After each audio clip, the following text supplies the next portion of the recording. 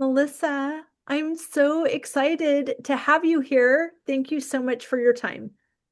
Thank you for having me, Wendy. I'm really excited to have this conversation.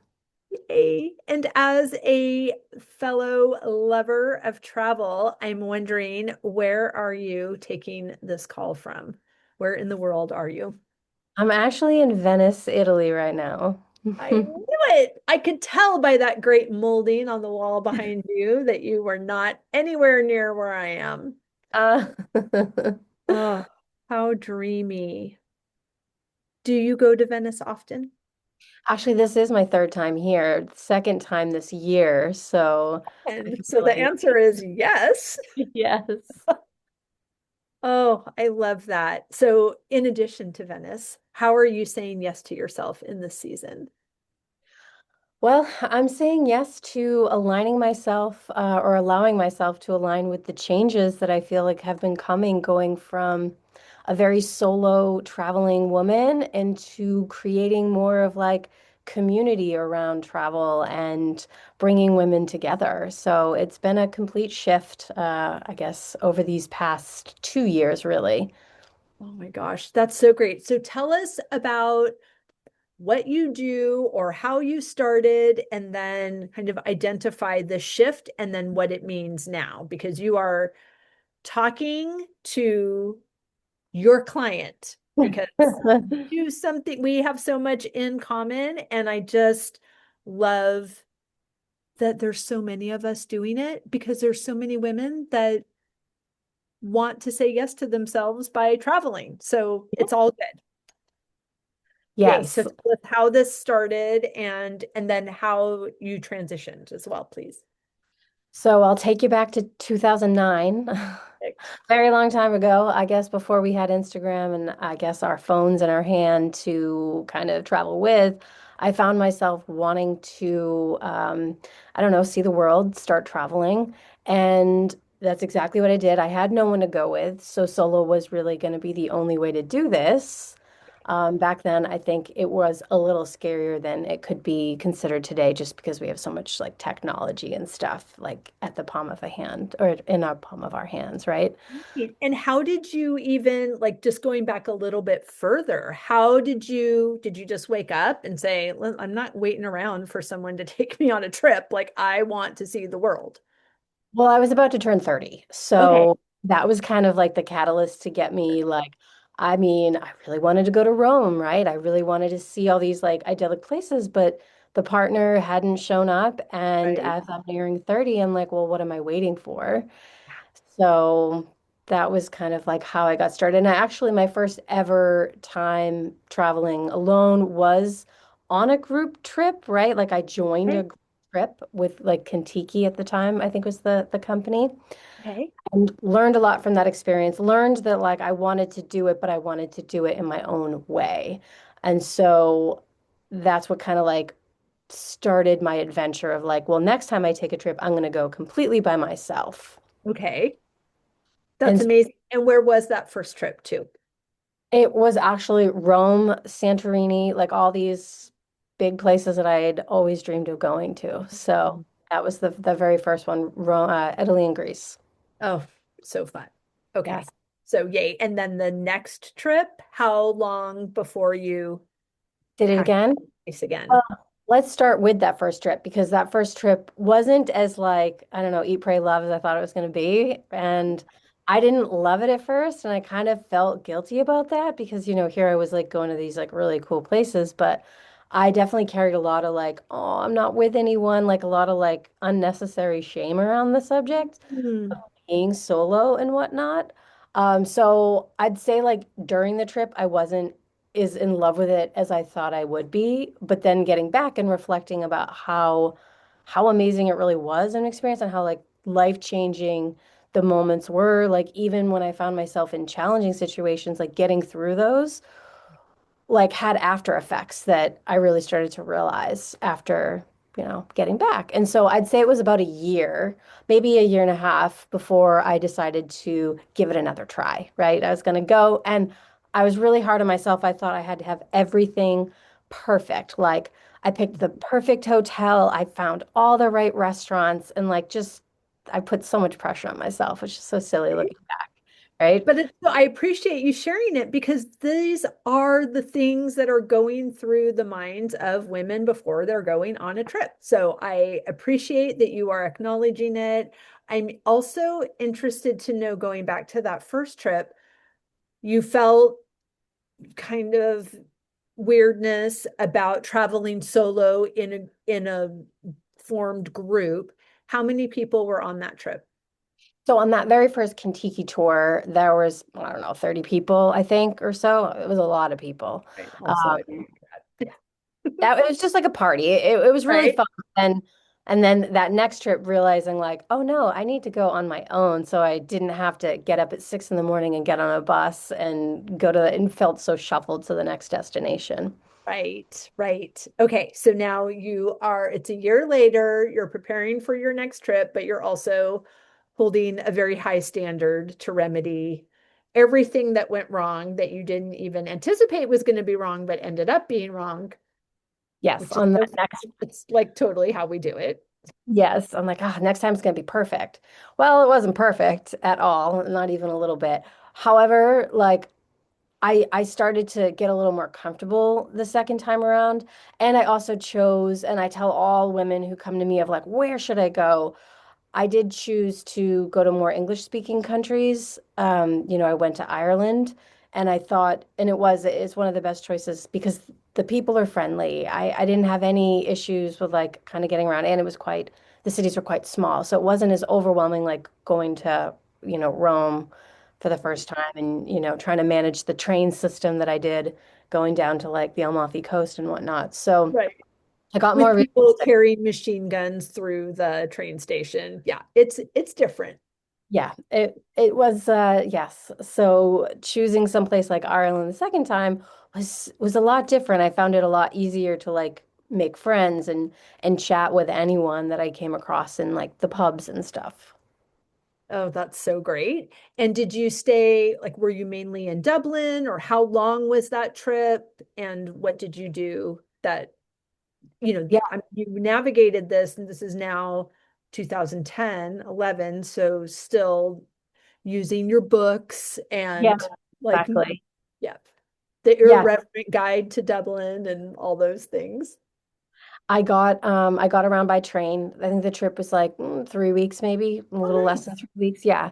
Got around on the train, made my way to Cork, made my way up to the Ring of Kerry, went up to Galway, and then made my way up actually into Northern Ireland, which was totally different and a wonderful experience.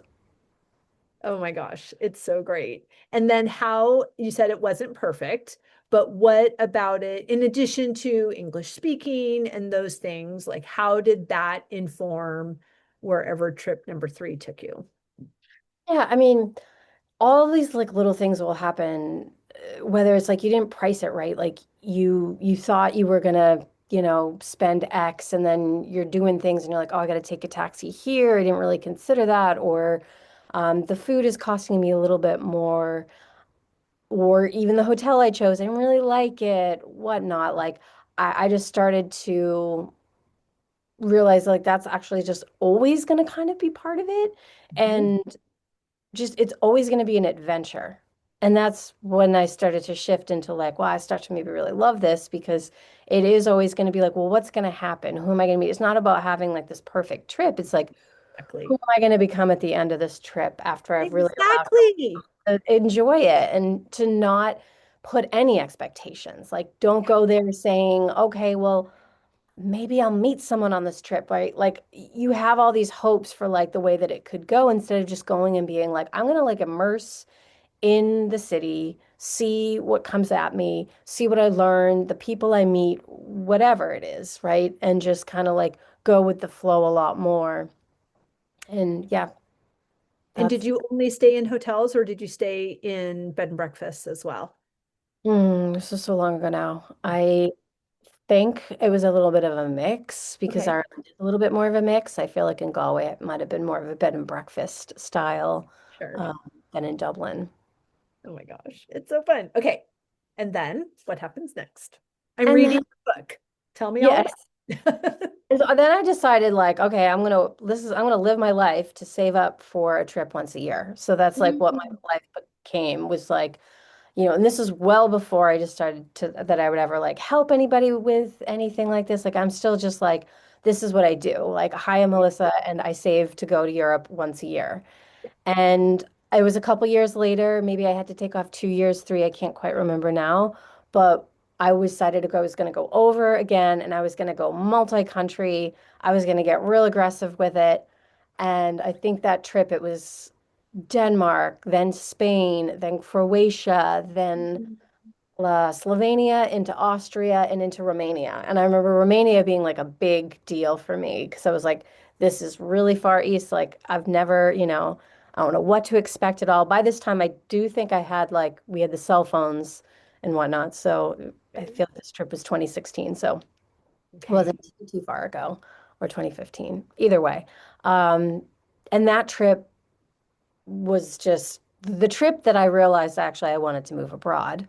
Um, yeah, that was like the trip where I was like, okay, like I love living, I love being in Europe so much that I'm going to move abroad someday. That was like where that idea was birthed, pretty much. Okay. And where were you? Were you in the US? Were you in Canada? Where were you? US, living in Seattle at the time. Oh, okay. Yep. So fun. Okay, so now how long was that multi-city trip? That was 3 weeks. And at this point, are people like, what are you doing? And how do you do that? And you're so brave, or you're so crazy, or can you tell me what to do? Like, when did it start where people are, can I just pick your brain? Because that's what happens. And were you blogging about it? Were you putting this on Facebook? What was happening? So even at this time, I was doing none of the public stuff. Like Okay. I had an Instagram, but it was private and I wasn't really using it in any way, shape, or form, though I really wish I was. Um, Okay. I I was always being asked like, that's brave, or being told, that's brave, and aren't you scared, or isn't this dangerous? Like that was the questions I was kind of always getting from anyone that I said, oh, I'm by myself. And they're like, I'd never do that. I'm like, I know.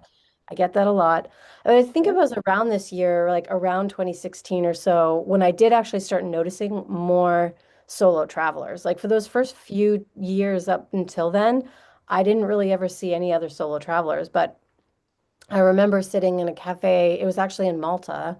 And I remember like Such a good obviously sentence. another trip, but I remember seeing like another solo female traveler and I was like, oh, I just started noticing them more and more. Never men, by the way, only ever women. I really never saw like men traveling alone. And you know what? They probably were, but they were probably at like a different establishment that maybe I was in, right? Sure. They're not like having a nice dinner by themselves. They're just like Right. food on the road and like just like living their life. And Right. oh, I would assume like most women love to have like a nice meal. So that was definitely me and that was definitely what I was doing. So Oh, that's so fun. yeah. But I think to answer the question of like when did all of this start where I decided like, oh, maybe I should start sharing this like in some kind of a public way. That didn't even happen until like 2019, 2018-ish. The blog Fun. came out in 2019, but I think I started maybe 2018 being like, oh, I should probably like give this information to anyone who wants to, hear it. It's really, at this point, it's really changed my life. I mean, we've skipped a step. I moved to Germany in 2017. And Oh, yeah, fun. yeah, yeah. Well, and did you do that with your job, or did you leave a job and move to Germany? You're so cool. I had a job in property management showing apartments, Okay. knowing like, well, that's not going to be a job that translates. However, I had been with the company long enough and they were willing to let me live out my dream and let me kind of do more back end administrative stuff. So I feel like I Cool. really like manifested this situation. I was For sure. And created remote working. Yes, I was like, there's got to be a way. I'm going to do this. Like, this is going to happen. I had no real idea of like how it really could work, but I researched visas and I felt like the one that they were offering in Germany was something I could do. I'm like, I have expertise in property management. I'm going to take that expertise and like become a consultant and go to Germany and tell the Germans that I can help them redefine how they're doing property management. And so like that was the business plan in like the smallest of nutshells. Okay, can I ask a quick question about that? Just, for a friend. Yeah. So starting a business in another country. So so was this an entrepreneurial visa? Was this a work? Okay, so and then as a part of that visa, you showed your business plan to how it was going to benefit the country you were in. Yes, and with the every country has different rules for their freelancer visa. This one was like a self-employment visa, and I had to show why I was gonna help Germany. I could only have they wanted me to have German clients as Okay. well as like I couldn't just have all outside clients, which I thought was weird because I Yeah, thought, oh, wouldn't it be better if I just brought them from other places and I'm not taking like German jobs? But it was more about right. no, you need to work with the German people because you are the expert in what you're doing and you need to have a benefit to the economy. So you need to prove that you can do that. So I Love had that to read. get letters from German companies saying if I were approved, they would hire me. Oh, So great. How part did of you do that? I I just went into property management companies in Germany and I was like, this is what I Great. want to do. And like, I need this letter. I don't always use the word luck because it was so much work. It was like an unbelievable amount of work to Right. get Like this you done. set an I intention really and you did meet the created right a plan people. and you worked the Yeah. plan and it Yeah. I worked the plan and the right people just came across that's my path. awesome. Yeah. It was pretty cool. So yeah, I mean, I always talk about how solo travel kind of gave me the confidence and to be able to do almost anything. And I started getting really confident with like going to other countries and being in other countries. And then I was like, I'm going to live in another country. And so then 2017, yes, I made that happen. And then, traveling became even that much easier when you're already living in Europe. And so Right. that's when the blog decided, it started to like come into my head around like 2018, but I opened it in 2019, February of 2019. Oh my gosh. It's Yeah. so exciting. Okay, so you're in Germany now, and I also want to ask you because you hadn't been doing a lot of travel, but do you speak 47 languages? Like I'm so proud of you. No, I mean, the German, now I can speak a little, I can understand a little because I was there almost 4 years in Berlin, which is a city where it's hard to learn the language when you'll practice your own German and they'll speak back to you in English. Like, and I'm working all the time in English, so it wasn't like a great Oh, opportunity to sure. really immerse and like learn. But no, But I I was also love that you didn't let that stop you. No, and I did hire a relocation agent to like go to the appointments with me for the visa because they are intimidating. And Right. I'm probably the best money I ever spent was having someone there for me to go these appointments. Oh my gosh, I love it. Okay, so now you're in Germany, you've decided to start a blog. What happens next? I'm so So because I really don't know what happens next. I'm just super excited I'm learning with our listeners. yes, so I started a travel blog, not knowing anything about why I even had it, really, other than like, oh, I like find really great restaurants. Don't you want to know? And like, I there's so much that goes into like a blog and a business, and I was so naive to like all of it. I'm just It's like why you throwing. got it done, Melissa. Like, I love this about you, probably because I'm the similar. Like, I'm like, this sounds good. I don't need to figure out the next 47 steps. I'm gonna Yeah, do the next one. And then, just to oh, start. that wasn't as fun as I thought. Let me change it a little bit, or let me step over here instead. And then let's see what happens. And then let's see what happens. And everything's an experiment, everything is curiosity and discovery. And I don't even know how many weeks I've spent in Europe since I started playing this fun game with myself. It's so fun. Okay, so you start the blog and And it goes nowhere forever. It's just costing me money like you wouldn't believe. And like I believe it. I mean, when people say like, "Oh my God, travel blogging, I really want to do it. Oh, this looks so amazing." I'm like, "Yeah." I can't say with a straight face it's a great idea. Like I can't So be it's a long game. it's a long game. It's such a long game and it's always changing and I don't know, it's not just like you have some great ideas and writing skills and pictures and you put it together and it works out. Like And it there's breaks the internet. back-end technical stuff to this and it's life ruining when you're not as technical. Like, I mean, at this point, I'm like almost 40 and I'm like, this isn't my thing. Like, I don't love computers. I don't love any of this. And I couldn't understand or figure it out for like years. I mean, it was just like time wasting and money draining for years, for so many years. But for some reason, I kind of just still held so much love and passion for it. And I was like, I'm going to keep going. Don't know why.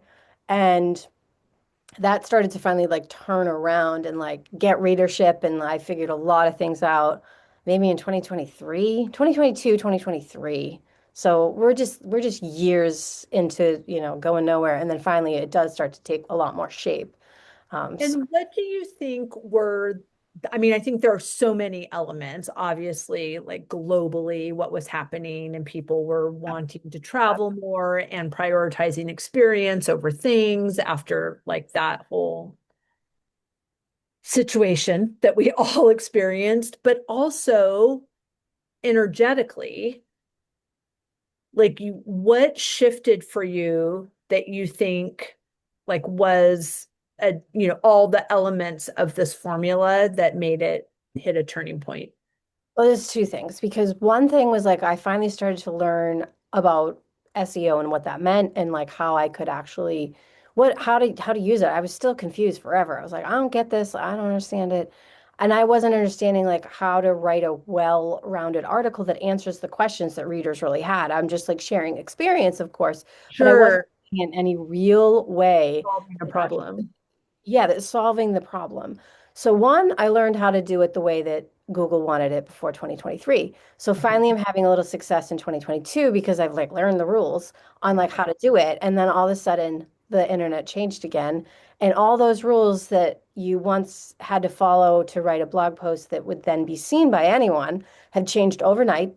And everything had it kind of just was like in the air. Like I finally saw myself going up and then I'm crashing down to the ground and I'm like, I can't believe I'm still doing this. But I stuck with it yet again. And the rules of today, which are actually a lot more reasonable, is, well, for me, I do have to write in the right format, but I'm not worried anymore about having all these keywords that you once had to learn needed to be in every single post. You can write a lot more organically now. And as long as you're well on topic and you really are answering those questions, you have a fighting chance. That again, Right. it's like I've always been holding my breath because I also know, like, I've seen the way this goes. It's never, it's not the thing, which it helped evolve into me creating what is coming next, which is this community and more things like trips and like experiences because I not only like wanted to help people from afar, I like actually wanted to start meeting women and helping them in the flesh and like being like part of the experience that they were having while traveling. Oh my gosh. It's so good. Okay. So what are you doing to do that? So in 2024, which seems long ago, longer than it is, I started to create small group trips for women, like really small, like 10 and under, or actually 12 and under, would be the max group size. Right. And I take five. Five is my max. five is your max. Yeah, 12 is my max, including myself. So it's 11 travelers plus me. Yep. Certain trips are only going to be 10, some are going to be 12, and that's it. You're Not so doing brave. yeah, because it's really about the transportation at the end of the day. Like I'm not Uh-huh. And the bus. dinner reservations. Yes, that is also one of the big challenges. Because However, like I do your trips, are they all inclusive like that? Or do you, okay. or not. Yeah. So food is definitely not something I'm always including. There will be like a welcome meal or we have a food tour and like so there are lots of opportunities where the food is just kind of included, but it's not A like we're having part of the, right. Okay. because I find like this is like a side note, like I just find that not everyone wants to go to the dinners too. So they kind of want that free time. So that's why I've never really included it. And like even going further, like I'm deciding on how to manage that because I am still making a reservation for that many people and then only half want to go. So it's kind of been a little bit of a learning thing with these trips, but certainly not for the traveler's experience. That's great. It's just for me as like the curator, like one thing I want to work out so it's a little smoother. Yeah, I mean, it's an interesting process. I am continually learning more about myself and about my clients, and I'm assuming that you've experienced this as well, but at first I was trying to create an ideal situation for the mysterious ideal client and then marketing in this kind of ambiguous way, like speaking directly to quote unquote her, but not knowing who she was or if she's even listening or reading this thing. And so it was disappointing and I felt like, gosh, I know this is good. I know Yeah. everyone I talk to, like their face melts off when I tell them Yeah. what it is, but why is Can't I find the it? Mhm. disconnect? Why are those people not pushing the button, or why are the people that it's meant for, all the things. And for me personally, I needed to do some fine tuning about, because then I'm like looking at everybody else's trip and like, well, how do they only charge that much? Oh, well, you have to find your own hotel and there's only one dinner and they're taking 14 people. And it's like, okay, so all right, so if I did it that way and I was trying to mold myself into other people's platform and what was working for them, and then I just came to the realization like that's not the trip I want Yeah. to go on. And it's not the trip I want to host. And I was a wedding planner for 30 years. And a part of my process, I had a flat rate. Mhm. And I had a package of like completely full service planning. Like you just pick the dress you want to wear and the people you want to see, you to see, want to see you in it, and I'll Mhm. do everything else. But that, like that's like 1% of my clients chose that. The majority of the clients was like, I'm doing this in tandem with you. You're choosing everything you want, and I'm making that happen. And then everything you don't want to do, I'm doing for you. So I would just price it what I only know one way to show up, which is I belong to you from the moment we meet until your day after brunch. So Yep. then I priced it for what allowed me to show up the way I like to show up. So I just took that same concept into the trips. This is the hotel I like to stay at, and I want to stay with you. Like, I want to be like, I am here. You don't have to do everything we're doing, but if you want to, I'm doing it with you. So I want my client to only need to say yes one time. And Yeah. it includes everything. It's meet and greet, it's all the meals, it's all the excursions, all the transportation. Like they can hop in and out if they want. And it's not overly scheduled, but they have something to do, like all those things. But so for me, it was, oh, I am my ideal client. Like if I am creating the trip that I want to be a part of, that energy is going to be in my marketing and in my invitation, and it's going to resonate with the people that are going to like that kind of trip. Exactly. Yes. So you are now, so you're doing, and I think I was speaking over you, most likely. So I didn't hear what you said about the location. So you're just doing Europe? Just doing Europe. Perfect. Yeah. Okay. And then you have how many people are going on your trip? Like how it's for 12 people, 10 to 12?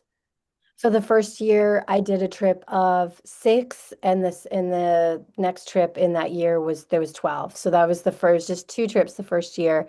And then this past year I had five trips varying in sizes. The one I just finished off in France was 10 of us. So nine people with me as the host. Okay.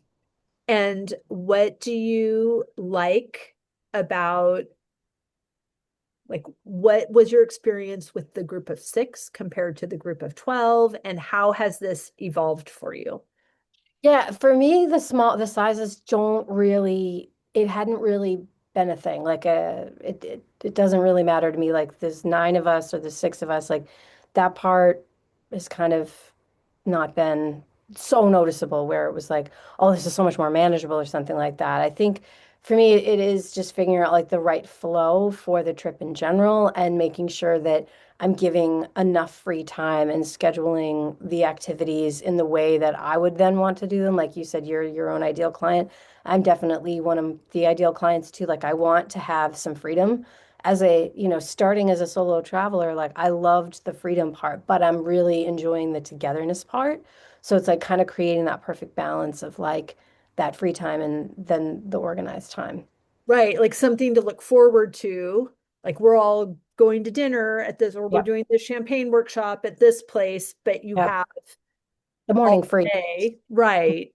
And Yep. then like, and that's how I like, even when I'm traveling solo before my clients arrive, I I don't like a completely empty day. I don't even like a completely empty day when I'm at home. Like I just need, if I have one call or one thing that I can kind of schedule my time around, like, oh, I have all morning and then I have that call and then I've got, all this other thing. So if I'm traveling, if I'm meeting someone for drinks, then it just helps me order my day. So what kind of things, just, even on your most recent trips, like what are you offering? What is the itinerary? How long are they? Tell me all the things. I'll tell you about the France trip because it's so recent, so it's easy for me to kind of go through that in more detail. But my style of travel is boutique travel experiences. So I want to, I'm not looking to spend crazy money, but I'm also not looking for the most budget-friendly option of all time. Like I want to travel with women who are ready to like put a little money into that like luxury experience. Yeah. So, and I'm also someone who does not really like to move around as much anymore. I want to day trip it instead of pack it up, get on a bus or a private transfer. I don't care. I just don't want to leave. So I try to stay in the same hotel for the max amount of days, like utilizing day trips. That is one of the things that, I think is, I don't know, my signature on these trips is just slow travel style. Exactly. That's like what Exactly. I market with, slow travel style. We're staying in these nice places. And, we did Christmas markets this time. So we would have a Christmas market to go to in the afternoon. And then in the evening, something like we did a Christmas light tour in vintage cars around Paris. It was really Fun. something really special. And it was a lovely little experience. And then dinner, I will find a restaurant and I will make the reservation. And those who want to join will join. I'd say on average, if there's like 9 people, at least five will come. So like maybe four of them will say no. I find in the start of the trip, more people start to come to those dinners, and then towards the end, they're like, everyone's starting getting tired. They're like, I'm just going to grab something at the hotel and not join the group dinner. But so that was one of the activities. We did a cabaret show on one of the nights. We did high tea at one of those really fancy hotels. Ooh, which one did you choose? Did you go to the Uh, Bristol? The Bristol, yes, the Bristol. And it was amazing. I Yeah. mean, it was everyone's favorite thing. Yeah. So it was a lovely experience there. So I would definitely recommend it to anyone. And then we went up to Strasbourg and we And did how far is that train? How long is that train it's ride? 2 hour train. So you Okay. take the fast train. That is the one part of the experience that, is tough in France. Like I would prefer it if there were a way to drive there, but that's not possible with how far it is. So you have to take the train, a little Yeah. bit of a shuffle, getting your stuff on there and whatnot. But it was worth it. We did Strasbourg and Colmar, staying in Strasbourg as a base, and Okay. and came back to Paris for one night before the trip ended. So that was the experience. So fun. I love it. And how many days was your trip? 7 nights. Wonderful. Quick one. Yeah, I typically actually have 9 nights, 10 days. Is And one that of the Greek right? islands, yeah, one of the Greek island ones is 10 nights, 11 days. But this was the shortest one That's so great. too. I'm So sorry. Say that France is again. very expensive, so I was just finding, I was like, well, this could be a stretch, I think, if I made it more days, like for people to be able to afford it. So I'm like, maybe make it a little shorter. And France from the US, and that's usually my client base, is not, if Paris, it's not that bad. Right. And it's an easy place to add on more days so Yeah, they exactly. can stay longer without you having to Yeah. market. a trip Mhm. at that higher price point. Exactly. Yeah. Oh my gosh. I love it. It's so fun. It's so great. So besides Paris, because I do trips there, what other places are you enjoying? Well, I live in Portugal now, so we did miss that whole step where I told, like, I moved from Germany and whatnot. I live in Lisbon, or close to. And so I have Portugal trip. It's Portugal, like near around Lisbon, Sintra, Cascais. And then there's another trip next year, which is going to be southern Spain and southern Portugal. So that's going to be one trip. I do Greece because I used to live in Athens as well. Oh my Uh, gosh. Okay, wait a and minute. I So know. you left Berlin. I left Berlin in 21 for Okay. 2 years, lived back in the States, regretted it, and found that the Greek visa was really reasonable to get as at this point a fully digital person. I'm totally at this point like freelancing was just that was my life. So Okay. that was an easier move, getting that visa. Loved living in Greece, but I don't know. It was something was calling me. Portugal was closer to the US. It made more sense Sure. got their visa in 2023 and have been there since. So I'm And committing. these are all freelance visas. Yeah, And now instead of property management, is it just your it's just my stuff. Yeah. okay. It's an array of stuff now. It's like I'm consulting with, people's websites and how to work with, getting their site up since I've had to do it all myself and learn from the ground up. And then other things like I'm working with other small creators who want to cultivate communities and do their own group trips. So I've put together like a workshop and showing them exactly how I did it, things to consider, how to get started. Also, like coaching them to, I'm not trying to just sell something to have someone make money. I'm like, you have to really like people. This isn't just like about money and Right. hosting trips. Like, it's really about like, is this the kind of like person you are? I'm very social. It works for me. Like I like being the caretaker of in a sense of like doing Yeah. these things. Same. Like they're all my bride. Yes, right. You're just these are my people. I'm here to like really help them experience the world and like experience and get them out of their comfort zone and kind of go through everything I went through. So I definitely want to make that clear because there's so many online creators I see just selling stuff just to make money or convince people but it's like if it doesn't feel aligned with you, I just don't know that it'll work. So the only reason I think any of these things work is because it's an aligned thing. And that's where, I'm saying 100%. yes to this transition and back to that original question of like where I'm evolving with age and time and like I love being alone, but I'm finding that the solo trips are just not as fun as they used to be. And I'm not even going to start questioning it. I'm just like, no, I think I like social. I want to be social now. And I'm just saying yes to that just because I used to always be solo travel. And that's the name of my site, a solo woman traveling. Like it's now a solo woman traveling sometimes. So Right. it's more, Solo traveling, yeah, a woman traveling with other women that are traveling solo. exactly. I love So, that for you. And I love that you are allowing this to be a graceful unfolding and you're not trying to figure out is this not working? Like it's right. all an experiment. It's so It's all good. an experiment. And that I don't put a lot of pressure. Like, I mean, I want to sell out these trips. Like, it would be scary to like have to cancel trips because not enough people have come on them. Like, I don't love that idea. But I'm not putting so much pressure on like this has to be, I have to be like this multi, $1 million tour company. I have no desire to make it in that way, like a pressuresome thing. Like it's something I enjoy doing that I'm just evolving with. Right. Right. And there are bigger company. I mean, there are people doing that, and that's what's in alignment for them. Yes. And you, I mean, you're not going to miss out on what's meant for you. That's my favorite saying. It's the truth. Most comforting saying of all time.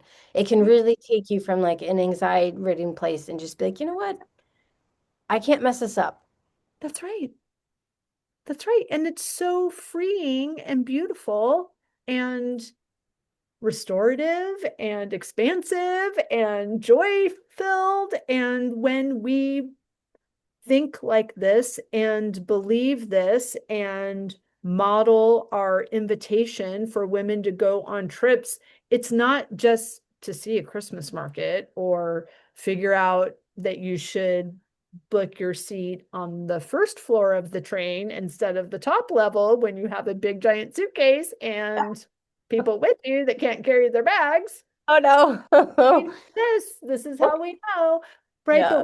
But we're doing this because women are drawn to be in the energy of another woman who is saying yes to herself Yes. in a big, beautiful way that is in alignment. And clearly, both of us, we're not requiring anybody else's buy-in for us to live the life that we desire.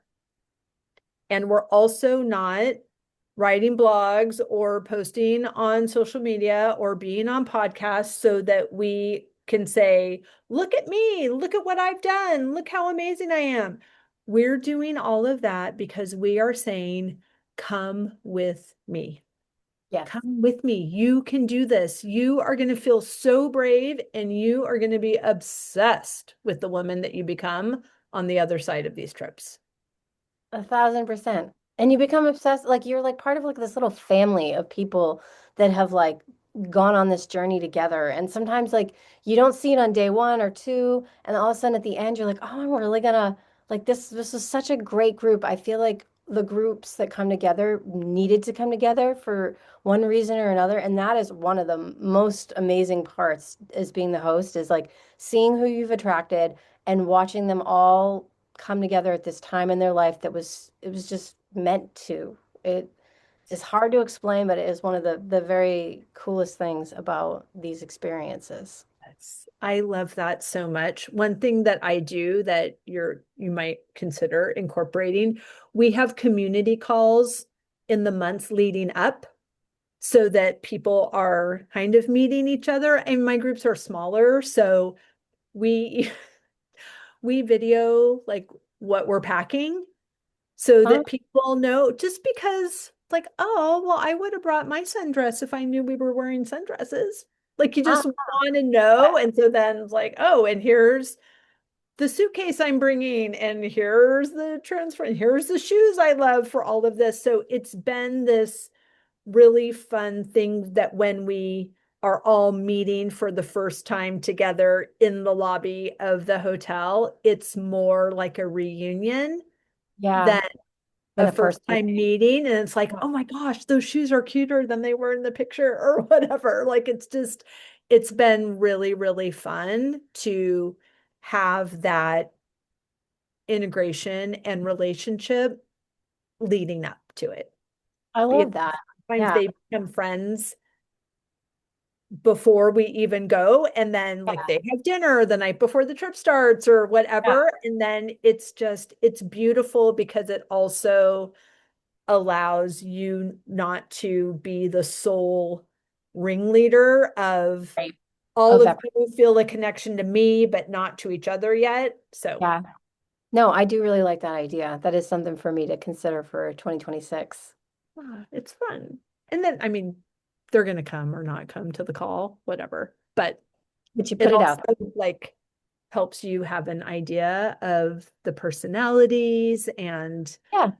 And that's you can always record it and send it out to others that didn't make it. exactly, Yeah. exactly. Oh, it's so fun. I love this conversation and I'm so happy for all the things that you're doing and all of the big, bold, fabulous moves that you're making. It's very fun. Thank you so much. Of course. Please tell everyone where they can find and follow you, how they can get information on your trips. Oh, but I want to ask you actually first, before you do that, how is the community piece fitting into this? Or so are you creating a community from people that have gone on your trips, or this is just a community and people can go on your trips even though they're already in the community?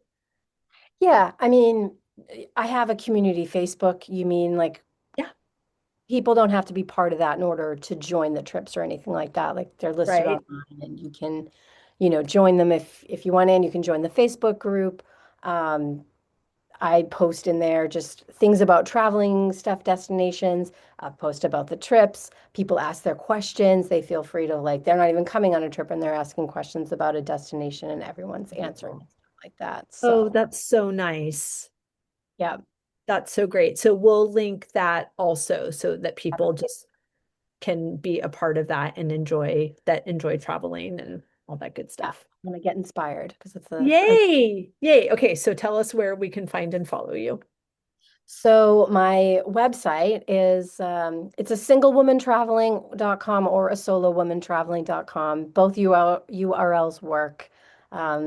It originally started as a single woman traveling, but then I changed it to a solo woman traveling.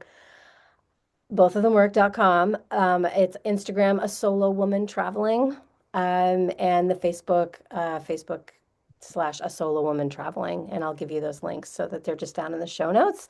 But all the tours are listed there on the website, as well as solo travel guides that I've made over the years that contain Google Maps to all the restaurants that I like and all the little hot spots that I found and all the places that I've been. So I feel like it's the online space for all things women traveling, good restaurants, good hotel recommendations, and just tips. And then my vulnerable stories of when I first started traveling and all the hiccups and, heartaches that I went through to get to where I'm going. And hopefully that'll, I don't know, comfort women to know like it changes so much this throughout. You just have to start. And throughout this journey, it just evolves into something amazing. Yes, but it can't evolve into something amazing if you don't go, Yes, you have to start. Doesn't matter even if you just go on a trip 2 towns over. You had dinner right? by yourself 2 towns over. That is the first step. That's all you have to do. You'll Yeah. feel stupid, but everyone does. Like you're not alone in that. And like it just builds character. Absolutely. Oh, I love it so much. Thank you so much for your time, Melissa. Congratulations on all the fabulousness. And thank you for sharing your wisdom far and wide. You're a gift. Oh, I love this conversation. Thank you.